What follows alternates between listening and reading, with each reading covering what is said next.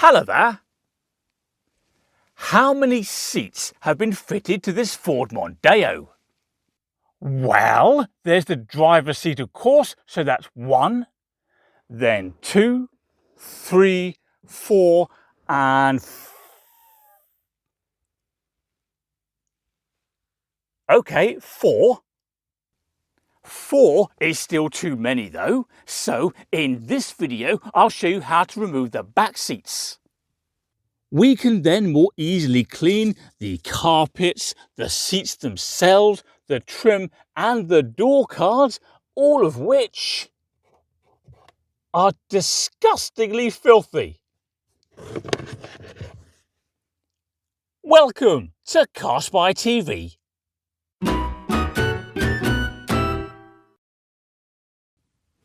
Right, we're going to start by removing the base of the seat.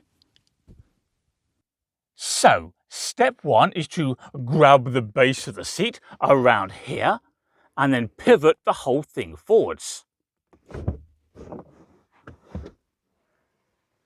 Just like that. And yes, as we can see, it's filthy under here as well. Irrespective of the mess, we can now see 2 bolts that need to be undone. There's one here. Can you see that? And the other one is all the way up here, specifically there. To undo those bolts, we need a Torx bit, specifically a T40. As this car's 20 years old, those bolts may be reluctant to move, so we're going to tip the odds in our favour, specifically, hang on, we're going to blow away any surrounding debris with compressed air, because we don't want the debris getting on the threads and jamming them up. And then, it's around here somewhere, we're going to spray the bolt with GT85, which is a penetrant and a lubricant, and both things in combination give us the best possible chance of getting the bolts out. Hopefully. So here comes the compressed air. Nice. And here comes the GT85. All right, next bolt, which is over here. Compressed air.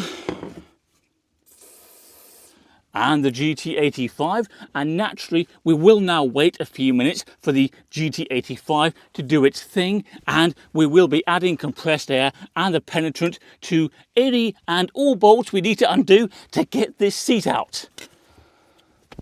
Place your bets now. Will it come out? It would help to put the ratchet into reverse, wouldn't it?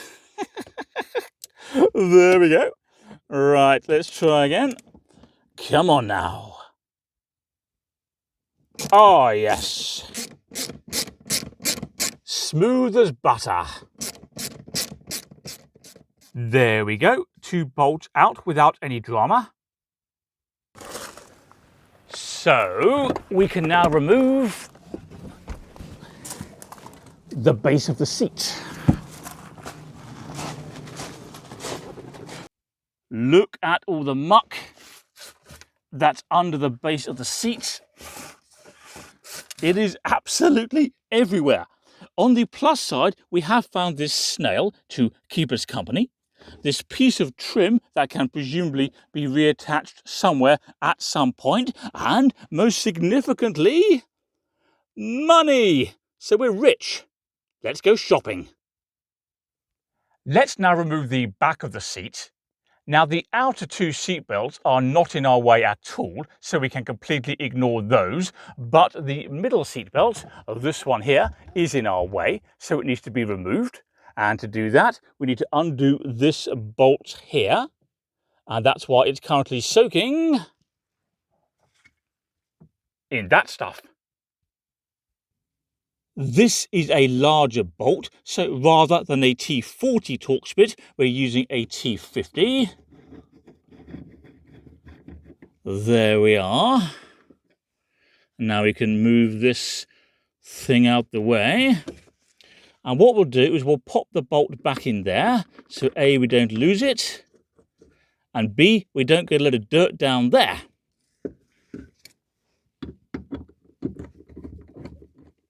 We now need to undo 6 more bolts, some of which are tricky to see, but we'll do our best. So we have 1 bolt there. Well, that's nice and easy. But there's another one up there, which is much harder to get to. Hang on, let's move that out of the way. Can you see the bolt? It's that thing there. All right. Now, if we move over here to the center of the seat by these buckles, there are 2 more bolts. There's one there, and where's the other one? Can you see it? It's that thing there. Okay. And finally, if we move over here to the off side of the car, where are they? Hang on. Let's get down to a jaunty angle. They are there.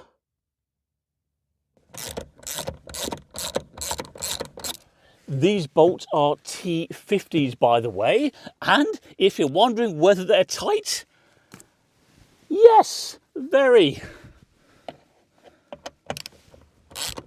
Anyway, we're getting there now. Ooh, what was that? Okay, we're fine. There we are, all 6 bolts are now out. That took me about 20 minutes, and if you're wondering why it was so tough, it's because of this blue stuff here. That is some kind of Loctite, which is designed to stop these things coming out. And guess what? It works. Well, that was more tiring than it should have been, but nonetheless, the back support is now free and can be lifted out the car. But first, let's just pause, have a quick drink, and maybe a snooze. Yes, just a quick 5-minute snooze, and everything will be okay.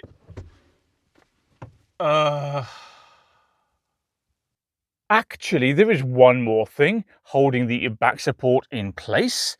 So we just need to press this button here, as if under normal circumstances we were folding the seat forwards, and then let it come forward like that, and naturally we'll do that over here on the off side as well.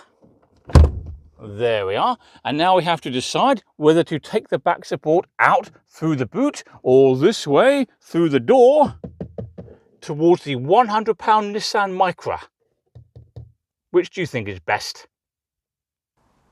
We'll go through the boot, and hopefully that tailgate won't collapse because the gas struts are horribly weak. Right, come on, seat.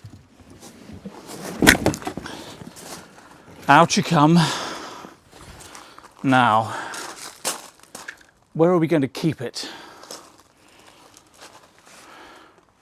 In the Corsa? Maybe. What do you reckon then? Will the back seat from a big car fit into the boot of a small car? Not a lot of room, is there? But nonetheless, if we fold the back seat flat in this one, what do you reckon? Maybe. We'll try.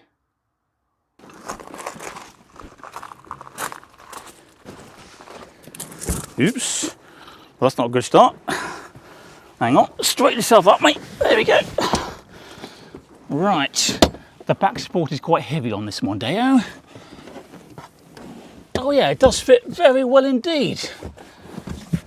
We might get the base of the seat in there as well. Where's that gone? Hang on, it's just over here by the £100 Nissan Micra. Back we come.